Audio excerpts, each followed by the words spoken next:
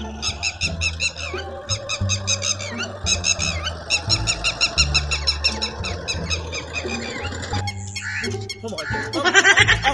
bờ này cái mặt cái bờ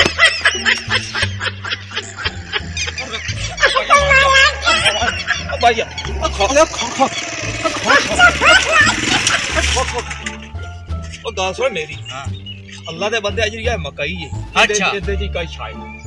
ਇਹਦੇ ਚ ਕਈ ਬਲਾ ਅਜੀਬ ਜਿਹੀ ਨਿਕਲੀ ਹੈ ਤੇ ਮੈਂ ਤਾਂ ਹੀ ਅੱਲਾ ਬਚਾਇਆ ਤੂੰ ਕਿੱਥੋਂ ਆਇਆ मैं इकबाल नगर दा परो ਉਹ ਭਈਆ ਤੂੰ ਰਾਈ ਬੰਦਾ